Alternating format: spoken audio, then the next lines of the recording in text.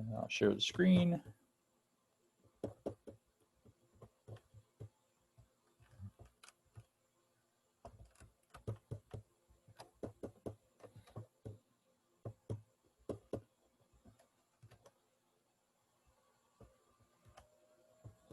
Okay.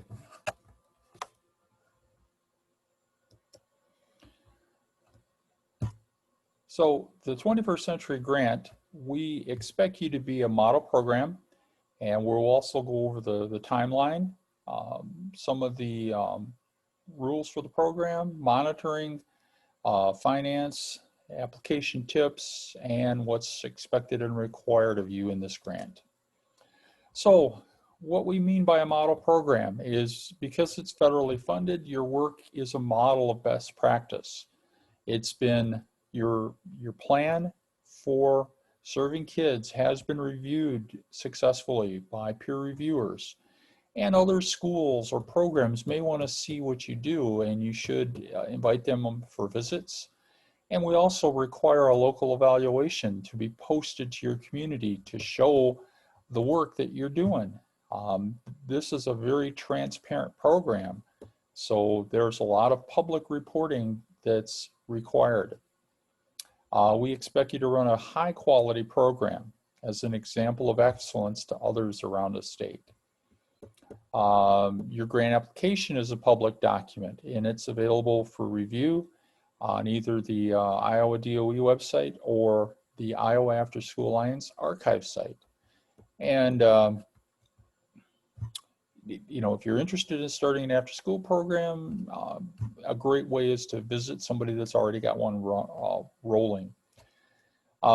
We require data that we report in an online system that goes to Congress. This is new. This is a hierarchy of 21st century needs during COVID, but actually this applies all the time. Kids have basic needs. You know, are they safe? Are they fed? Then there's the relationship need. Then there's the social emotional learning need. Then there's the instructional resources need. And then finally there's their learning need that, you know, that happens when all these other things are in place for them. So this came from another state, but you know what? It's really good, and so I borrowed it. Okay, here's kind of an overview of our program. We're serving 14,648 students, and that's pretty good. Just a little bit south of us, larger state, they're only serving 12,000. We've got really good attendance. We've got good numbers in terms of serving groups that are English proficient. We serve 11%. The statewide average is 7%. Kids with a disability, we serve 16%, and the state average is 4%. We serve 60% average free and reduced lunch, but the state average is 43%. So, you know, we are doing our job, and you can see the little dots on the map indicate where we have programs. So this is a federal title program, and it's the only federal title program that's competitive, which means you have to fill out an application and have it peer reviewed before receiving funds. It's not automatic like some of the other funds like Title I. Now, just because you receive funding in the past does not guarantee funding in the future. Funding is determined by performance and a peer review process. And that's what we're required to do because of federal statute. Sometimes you may have done a great job in the past, but your new application did not communicate this to the peer reviewers, and you received a low score and didn't get funding. That's why I always say, have someone outside your circle read through it and make sure that there aren't any gaps in highlighting the work you do. Sometimes you may have a high score, but your application violated a rule, law, or federal statute, and you didn't get funded. So those are some of the things to be aware of. Now, this program can change lives. It's focused on helping kids in poverty. It requires 3 times a year entering data and doing an annual evaluation. plus reporting about your program. It's a lot of work. I'm not going to lie to you. But community partners can be of tremendous help. And we offer more professional development to support you than any other state because of our partnership with the Iowa After School Alliance. Now, we do expect results. A high quality program should show us an increase in attendance for the at-risk kids, reducing referrals to the office, okay? Increasing student achievement in reading and math, and increasing self-esteem and social emotional development. All of those things will happen if you're running a good quality program. If you're having an issue with some of those things, you need to contact me. There are things that we can do to make sure you're on the right track. Here's our competition timeline. Right now the RFA has been released and we're engaged in the applications and the webinars for technical assistance. So the grant will begin on July 1st. If you're successfully go through the process and receive an award, you can begin your grant on July 1st of 2021. So again, here's our list of technical assistance meetings. And this is the very first one, September 30th. Our next one will be next week. And then there's another one on the 14th. And then we'll do our final one in November.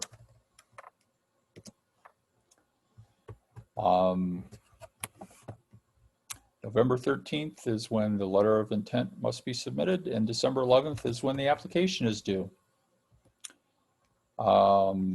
Then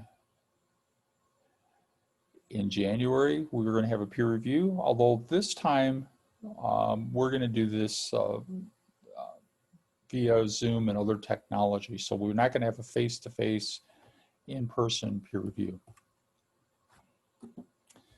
We'll announce the awards sometime between March and April. We'll get the contracts out sometime in June, and in July you can start.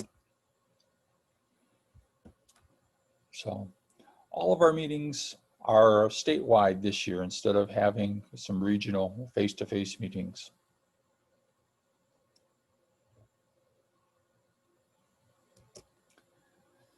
Okay, and here's a little history of our application. This year we're down quite a bit, $1 million from last year. And there's a reason for that. And that is because it's absolutely vital that you are filling out those free and reduced lunch forms for everyone. And I think there might have been an issue before when people got up to 50% and they did the whole school getting a free lunch, that they didn't have to do the forms anymore. And we've had a couple of schools that their numbers declined below 40%, even though they said that, yeah, they've got more than 50, 60%, but if you don't report it, we don't get credit for it. And so that's affected not just this program, but Title I funding went down also as a result. So hopefully that'll get corrected as people realize that they've got to fill out that information and get that data to the feds. And they'll recalculate it again next year using this year's data.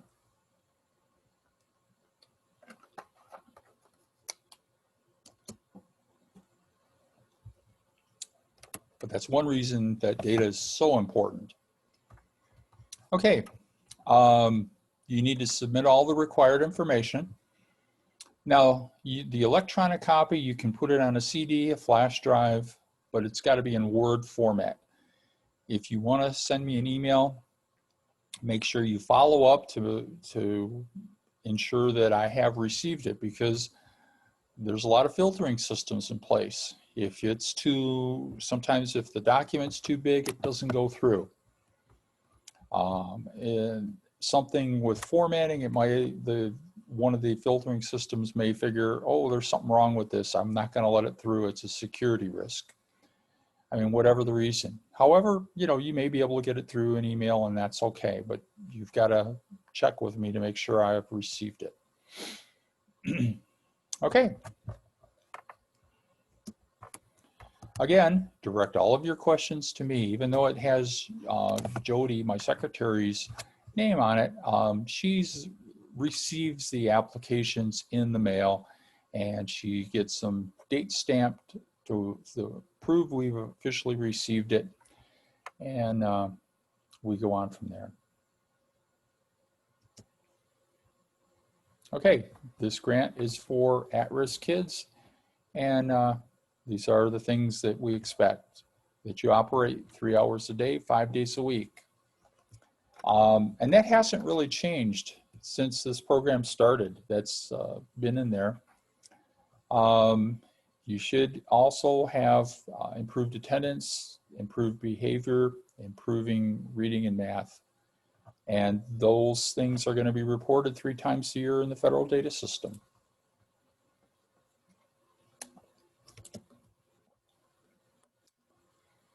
Here's the Iowa Department of Education website. You go to educateiowa.gov and you can find it by clicking on the index, clicking on the number 2, and then you find it in the list. Select 21st Century Learning Centers. And then I suggest at this page you bookmark it because you'll probably be coming back. There's a lot of resources on there and you won't be using them all at once.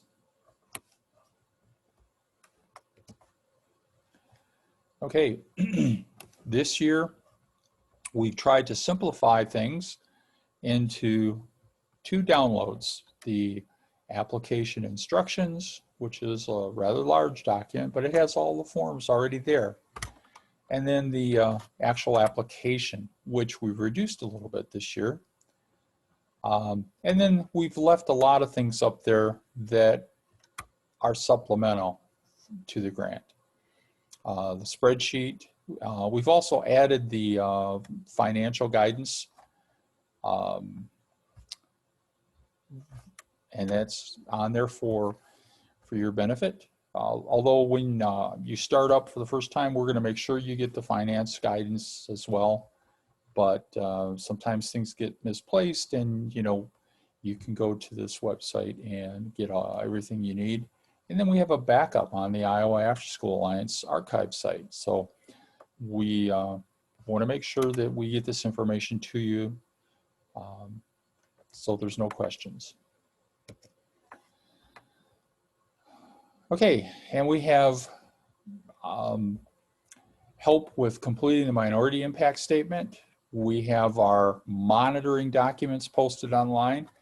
And so we have 2 different site visits, and we're not trying to ding you with these visits. These documents are aligned with the federal statute.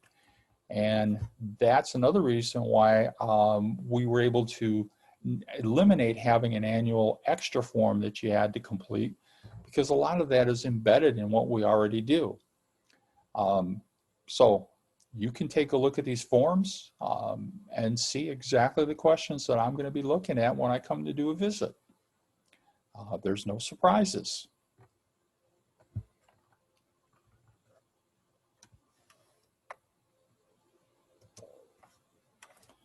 Okay, we ask that you follow the rules. And here's how the process works. You're going to turn in your application, and then we'll have a peer review. And the peer reviewers determine the potential quality of the program based on your grant application narrative. Then, according to federal statute, the SEA is supposed to review the application. And I'll do this with a smaller pool because I'm only going to look at the ones with the highest scores and go down from there. And then I have to look at your budget, your narrative, history of the applicant, if there's any findings, violations of statute, law, rules. And then if you do okay on my review, then I can say they qualify for an award. And then I go down the list according to your score, and until I run out of money, I will be issuing awards. Now, if you get an award, it doesn't approve everything in your application. I mean, there may be something in there that I didn't catch, but it has to be compliant with the federal statute. And if there's something in there that, even if I didn't catch it, you could be, have a discussion and have to correct it later when when we discover it.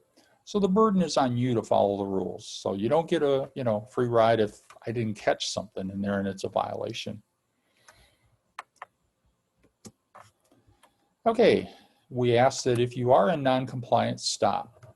You won't be eligible to apply until your non-compliance issues have been resolved. And again, that's federal statute. And free or reduced lunch rate. If you don't have 40% in the building, that building is not eligible. That's federal statute. So that's why it's very important to watch that free and reduced lunch data. Okay, contact time, 3 hours a day times 5 days. And this has always been in the application. It's been in there for, since 1998. And when you add that up, it's about 60 hours a month. And that's 600 hours a year of contact time if you're operating for 10 months. And it meets a research-based standard to ensure academic progress for kids based on findings from the Wallace Foundation.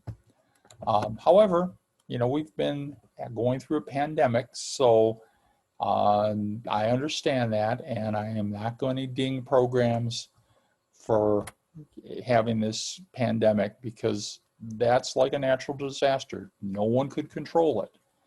But when we get back to normal, this is going to be something that we are going to be operating under. Okay. Now, in Iowa, districts have flexibility. You can do a field trip on a Saturday or Sunday and be reimbursed because we say 60 hours a month. In the past, the application read 5 days a week. And, that limited you to Monday through Friday, and you couldn't do anything on a Saturday when expect reimbursement. So another thing too that always comes up during Christmas and spring break, or any time that school's not open, like a snow day or a pandemic, you simply count the 3 hours per day for the days that school's actually open. Okay.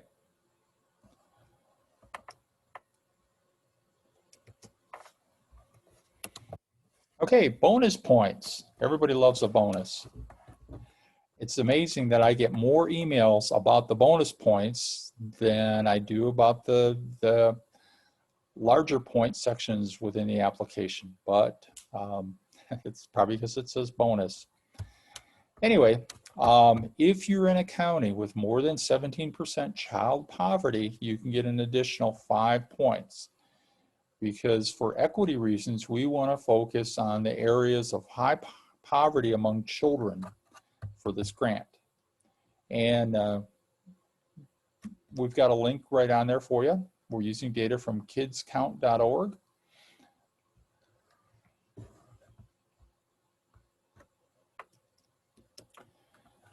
Additional bonus points are if you're rural and you've got we use the designation from the US Census.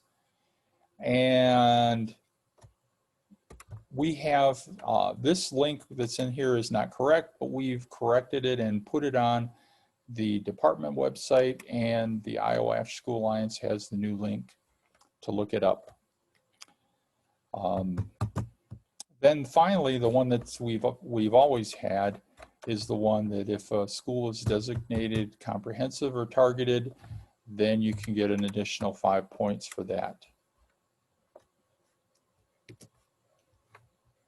Charging fees, not a best practice. And, you know, the grant requires community partnerships, and that will be a lot easier and a lot more fruitful than attempting to charge a fee. So this year reviewers will be deducting points if you charge a fee. And there's also additional scrutiny that the department has to do if you're charging fees. Here's the guidance from the feds that why they allow it. Programs that charge fees cannot prohibit a family from participating due to a financial situation. So because of that, in the monitoring, I do this. You're going to have to when I come to do a visit, you're going to have to provide me a list of every child in the program and who's paying a fee, who's not, and their free and reduced lunch status for my review. That's a requirement. In addition to that, you're going to have to count those fees, and that's going to be program income. And those fees collected will something that you're going to list on your claim. And then also we have a Google form that you're going to have to send in every year your application so that it can be reviewed for equity. And we also have a special spreadsheet for districts. We had this out before we incorporated it into the regular claim spreadsheet. So, but you could still use that if you need a little bit of help.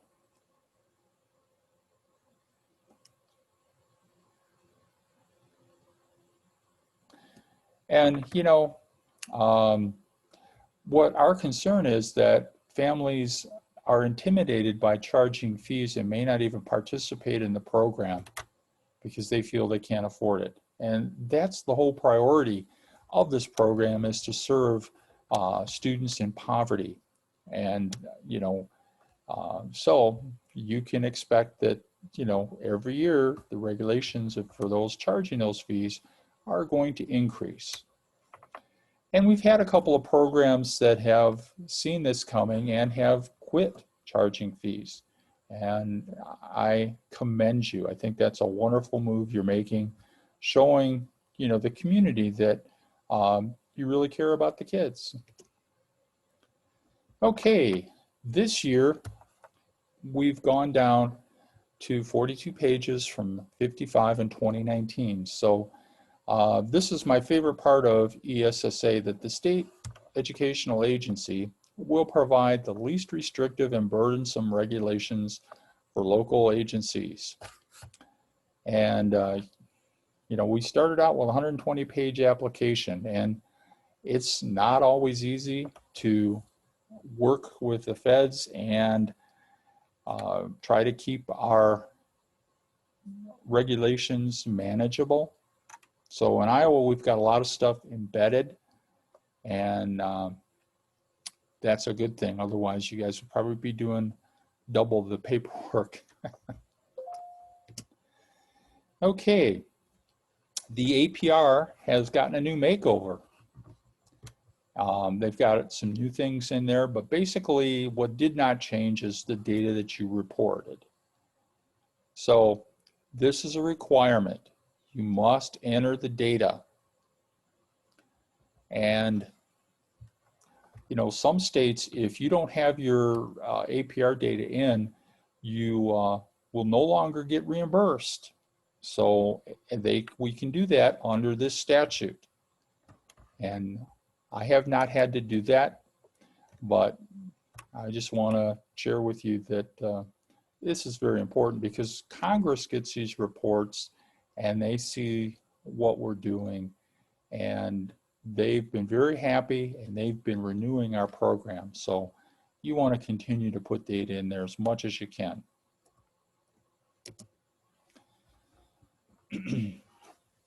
So we've got some major data reporting. Year one, you don't have a local evaluation because we're always reporting 1 year behind. So year two is when you do your first local evaluation. Year three is your second year. Year 4 is your 3rd year, year 5 is your 4th year, and year 6 is your 5th evaluation that's due. So you need to work this in your evaluation contract that you're, even if your funding runs out, that evaluation contract can be paid for and then submitted when it's due. Okay, you have to have at least 5 partners on this application, and they need to be documented with an MOU. In 2019, we had 674, and now we're up to almost 800. And we've got an online list that the Alliance has on their website, and I've put 36 statewide partners on there myself. And you can take any of those 36 partners, contact them, and they will be happy to work with you. So it's not like we are, if you're in a rural area, you may not have some of these same number of partners that a large urban district has. However, it's easy to do the 5 local partners, even for the smallest rural area, because of those 36 statewide partners that are on there. I mean, you can partner with libraries. We have more libraries in Iowa than school districts. And of course, literacy and reading is our priority.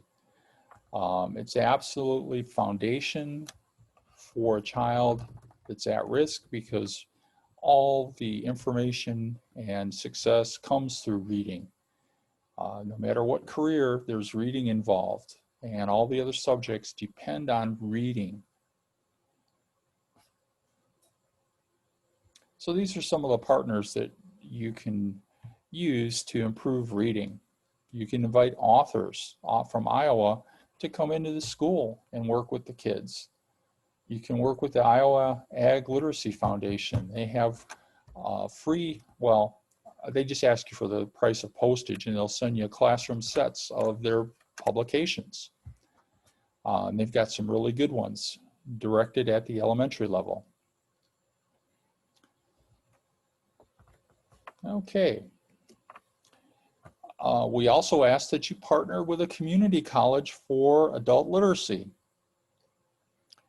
We don't have the resources to be delivering these kinds of classes, and the colleges get federal money, a different federal grant, to provide this. And so we avoid supplanting through this partnership, and I can tell you that the colleges will be happy to work with you.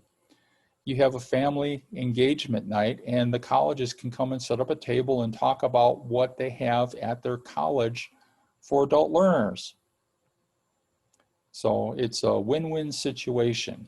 And not only, and when you're doing the partnership with the college, you can ask them, do you have any students that might want to volunteer or gain some experience working in the program? Okay. There's a link to the statewide library, and every year they update the list of contacts for the libraries around the state. So everybody has access to at least one library. Some of you may have access to 3 or 4. And we've got hundreds of partners on this list. And the reason that we post a list of the statewide partners is because it's a requirement of ESSA, and you can look on there when you're doing your application and see it's organized by different areas like literacy and science, and you can find a partner maybe that is on the list that you can contact, and they may want to work with you.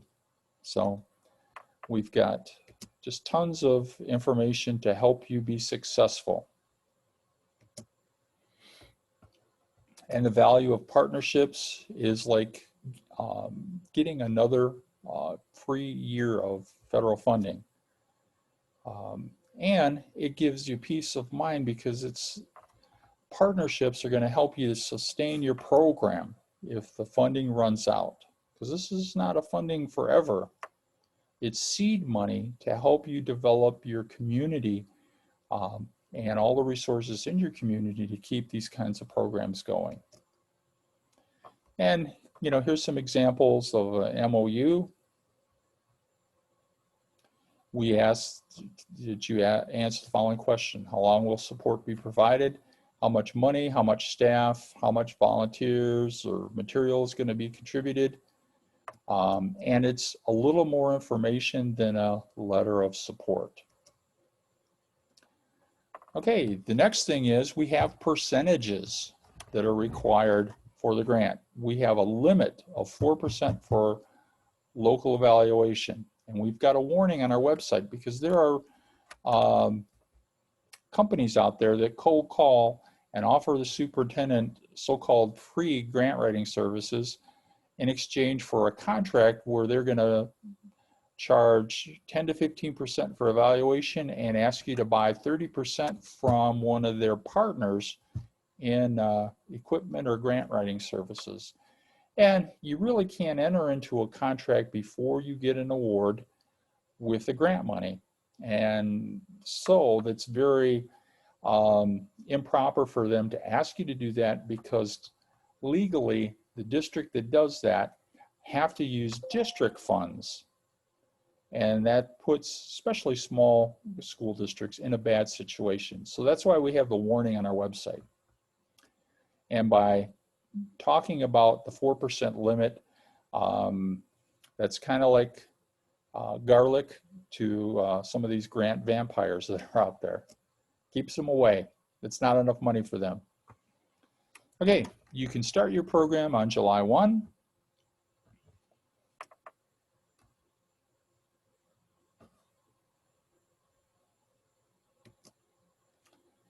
And then we've got checklists in the application that help us see where the program is and also to help you get your data organized.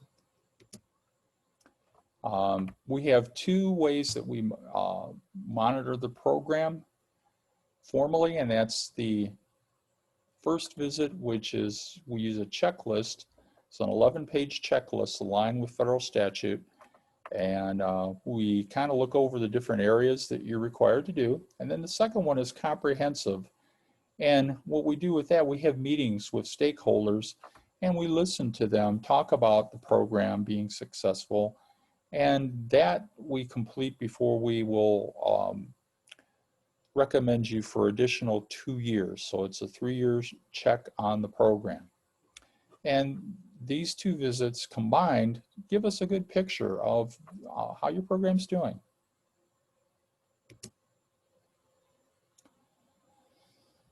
Okay, and we have a spreadsheet that's a funding estimator. However, it's a tool, not a per diem, and each grant request is unique, and you also need to take this as a starting point and then add in your contributions from community partners and other funds like district funds that you're going to use in the program to build your budget.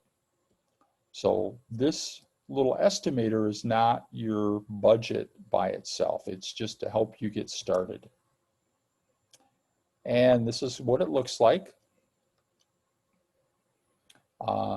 It actually is designed to kind of help districts that may not have enough kids, and it tells them that you're,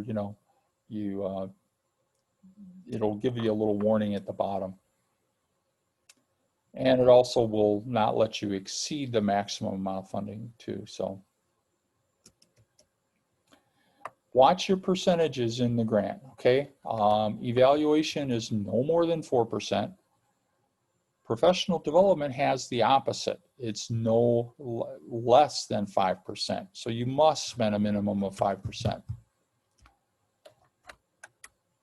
And then access transportation is up to 8%. However, this also includes supporting kids with disabilities. And if you have a high level of kids with disabilities, you need to work with me, and then we can allow additional expense in this category, but it's on a case-by-case basis. Administrative cost is a limit of 8%, and that includes all administrative costs, including indirects. The minimums and maximums, we're required by statute to provide a minimum of $50,000 per application per year, and the maximum award is $150,000 per site per year and $300,000 per application per year. Now, another federal requirement is that you must consult with private and non-public school officials during the design and the development of your grant, which means you should be doing this now. And we have a form included in the packet, and you need to complete that form. If you don't have any non-publics in there, you should put a statement on the form. There are no non-publics within the school boundary, and then sign it.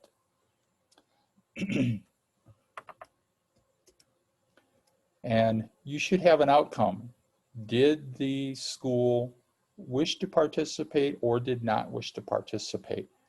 We don't want to have it say, if we get funding, they might. We need to have some decisions here.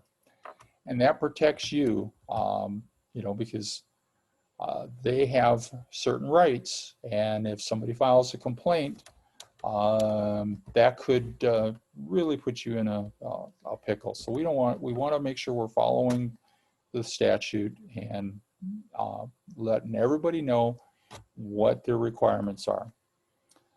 Okay, here is the statute that requires us to provide the equitable services for non-public schools and the consultation. And these are some questions you should be asking.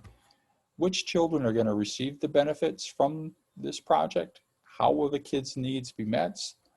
What benefits are going to be provided? How will the benefits be provided? And how will the project be evaluated? And so participation means they have to share data with you, and they need to, participate in full.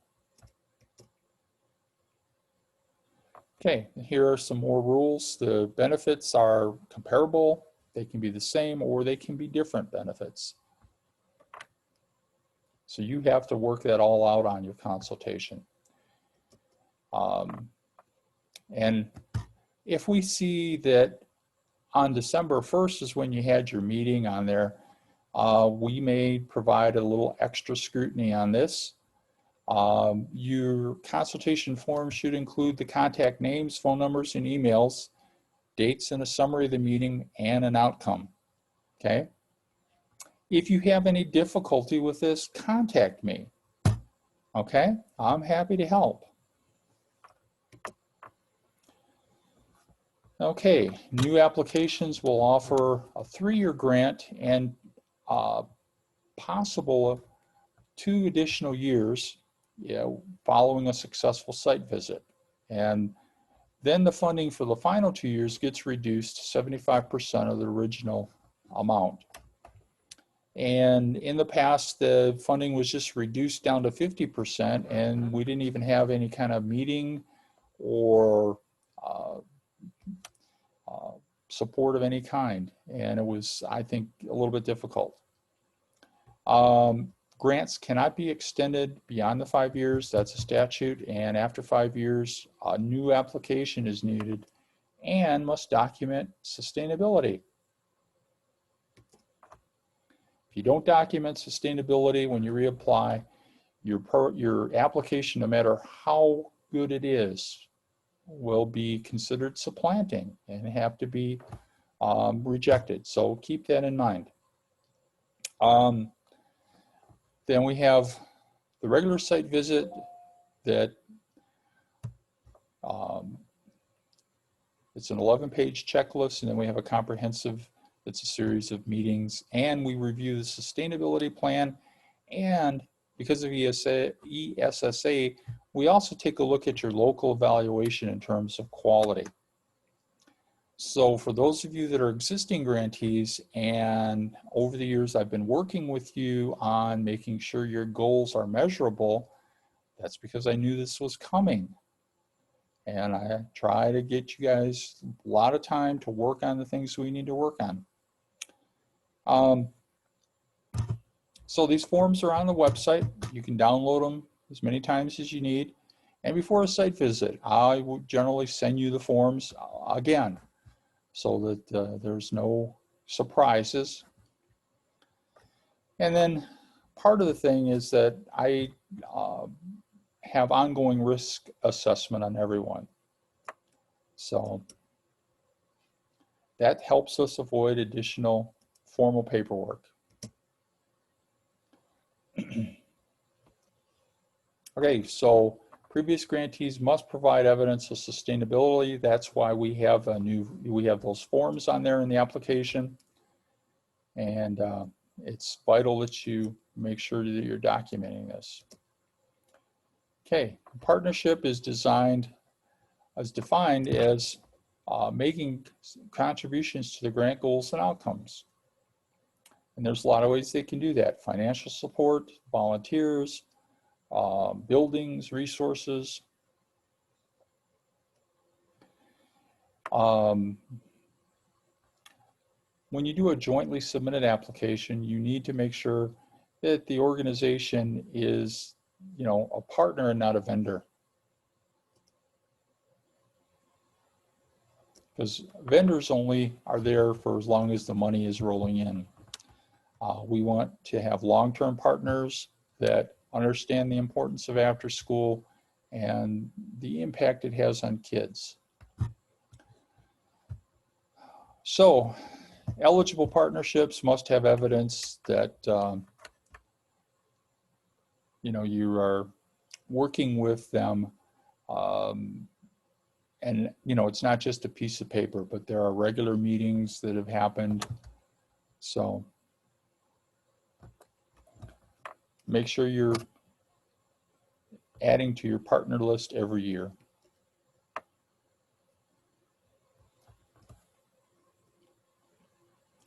And I can't say enough about partners and how much they've contributed to Iowa. We're serving thousands more kids than we could do without partners. And vendors, they just show up to get paid and they do their work and they're gone.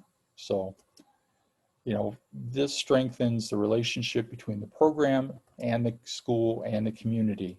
And this is something that Iowa is one of the leaders in the country. Okay, make sure that your partner contributions are in your budget. If you've got partners, what are they contributing? If they're providing you space, is that saving you money from having to rent a spot? If they're providing you with volunteers, what would it cost you to hire these people? And you can have that as an in-kind contribution. And we want to have, of course, those community college partnerships.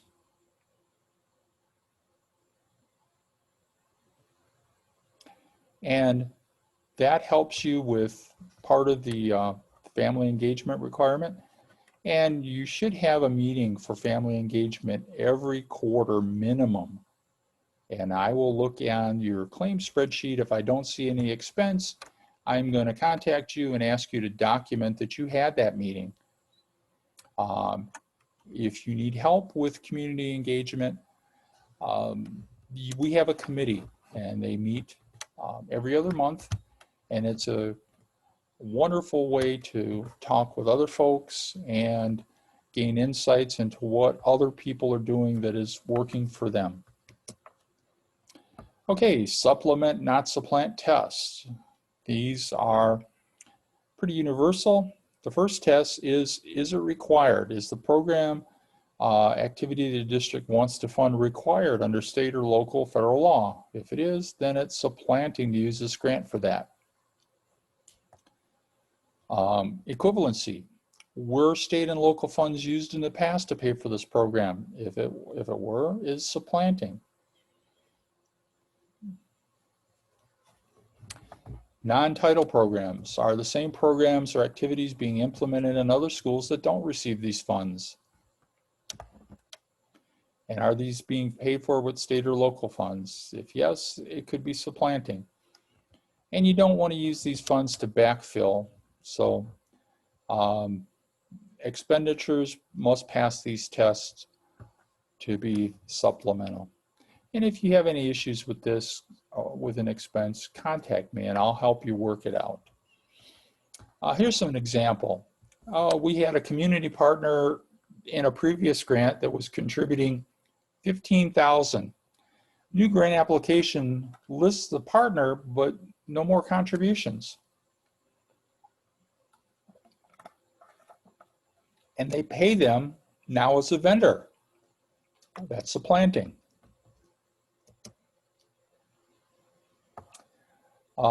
Evidence supplanting can render the best application unfundable. So failing to document previous experience can be supplanting. And like I said, if you have any questions, email me. I'm happy to help you work things out so that it's clear. Because the last thing that I want to do is have an application have supplanting issues, and I have no evidence that you've been trying to work with me on this. So I do everything I can to try to help you before things get to a point of no return.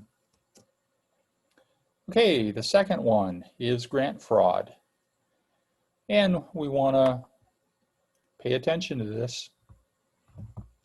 You don't want to make any false claims or false statements on the application.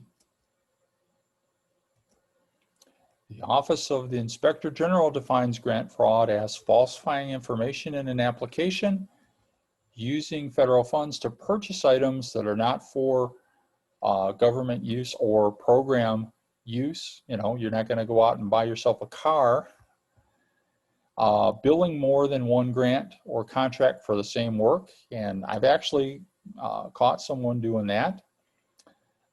Billing for expenses not incurred as part of the grant contract, billing for work that was never performed, falsifying test data, substituting approved materials with unauthorized products, and misrepresenting the status of a project to continue receiving government funds. Here's some more examples. Your application reported there were no non-publics within your boundary. However, a check showed a non-public school a block away. No consultation was made, and false information was provided in your application.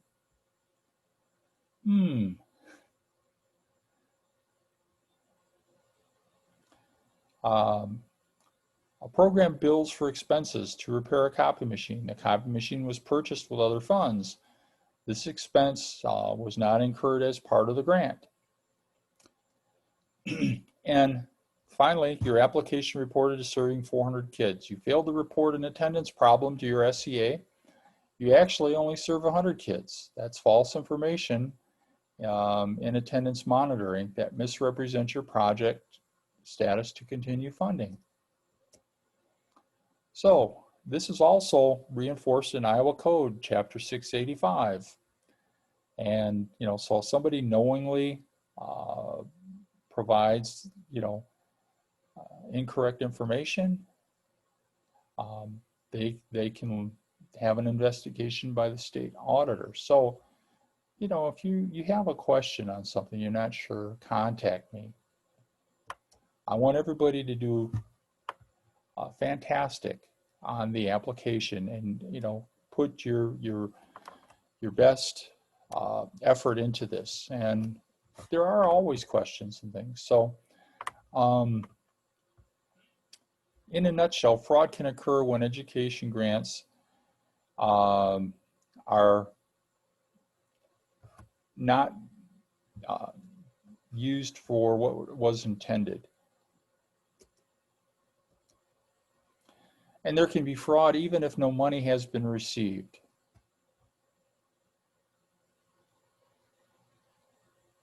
So another thing that could happen is not reporting the correct free and reduced lunch percentages. This is why we have a spreadsheet available, and we use that as the criteria. And we will be checking all the applications against that spreadsheet to make sure you get the correct numbers.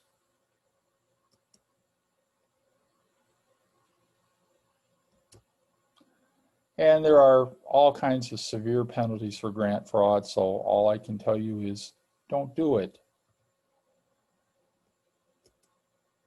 And here's another thing, you know, in Iowa, I am very happy that 99% of all of our non-compliance issues are resolved within 5 days.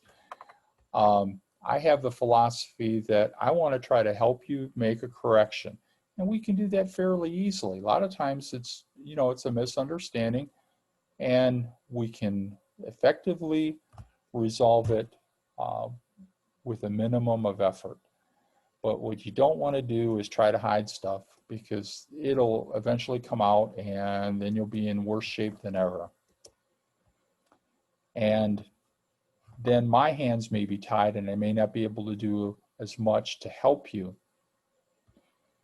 Okay, so if you get a letter from me or something, it's non-compliance, you got 30 days to resolve it informally with me. After 30 days, oh man, it's going to become formal, and I'm going to report it to the compliance officer on the state and federal level, and we'll then have to do formal procedures. And you know, you don't want to go there.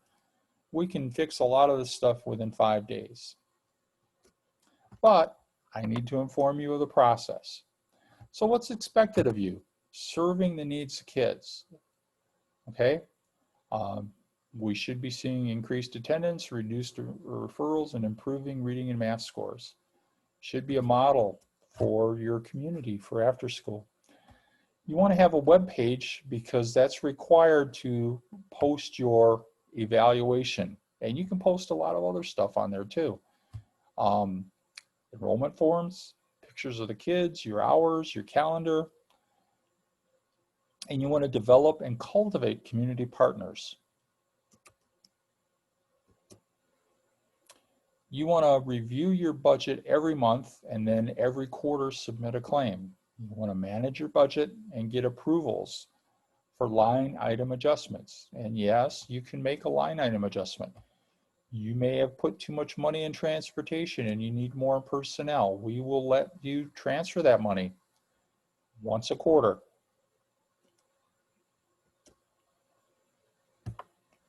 Budget tips.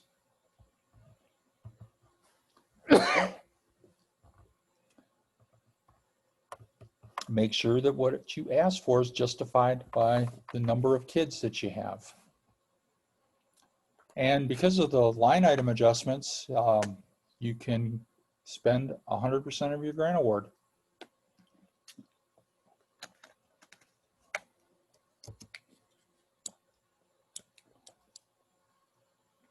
Now, in summary, you need to have a student needs assessment that's going to establish your goals with data.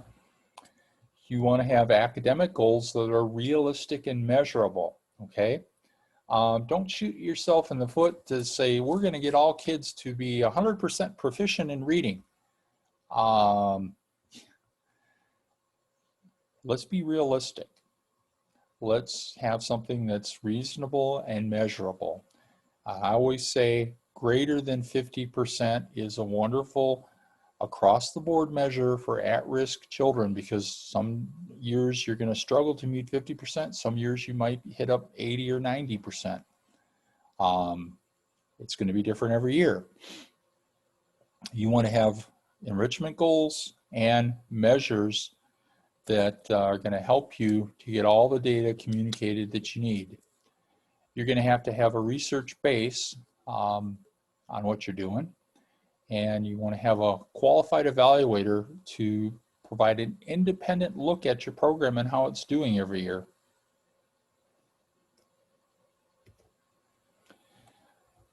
Now, even though I get a lot of emails about those bonus points every year, what I find when people lose points they lose them in those 20 points sections.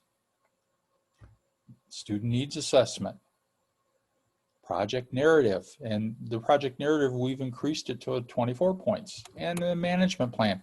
Those are the areas where, you know, people need to really pay a lot of attention to, because that's 64 points on your whole application.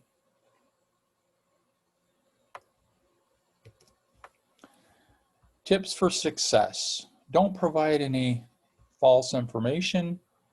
Have someone outside your organization read your application before you submit it, and document the needs of kids with data. Check your budget and numbers for accuracy, and don't go over the page limits.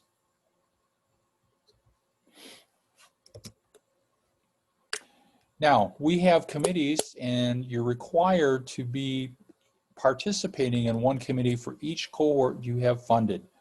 We have evaluation, we have a PD committee, we have support, communications, and family engagement, and our newest one is new grantee and staff transition committee. And that does not count, that's in addition to these other committees for participation.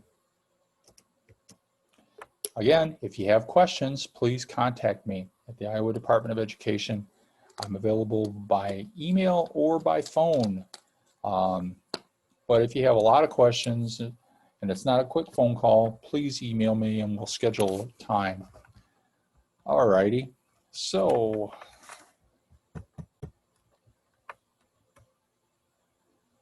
that brings us to the end of that. And I'm just wondering, does anybody have any questions? Let's see if there's anything in the chat. Okay, we've got a few questions here.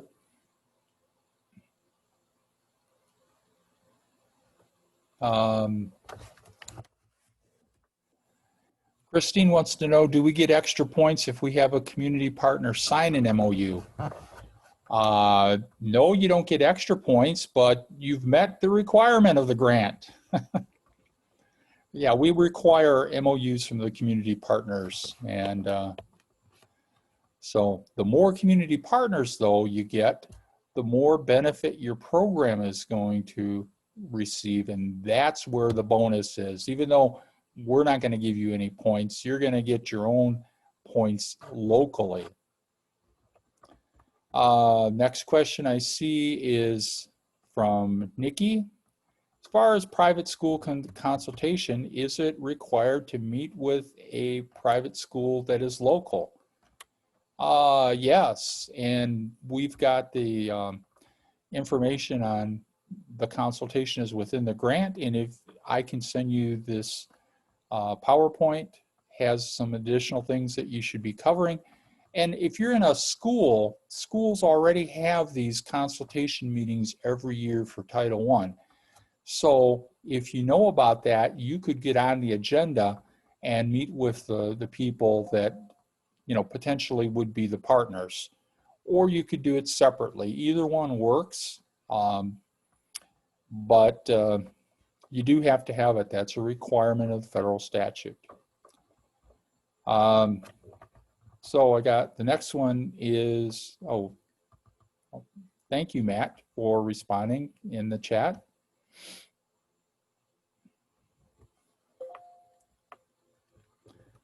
And Matt writes, Nikki, a private school within your boundaries, it's a requirement to meet with them, and the goal is to form a partnership so that new students could potentially access your services and vice versa. And that is correct. And Beyond the Bell and SHIP have done an outstanding job. They worked with the private school community, and in fact, they had services right at the private school because they had so many kids in poverty. It just made sense to include them as one of their sites. And you know, our goal is to serve kids in poverty, and private schools have kids in poverty just like public schools. So working together, we're going to strengthen our communities and have more resources to help kids in need, and that's the whole goal of this grant. Okay, any other questions?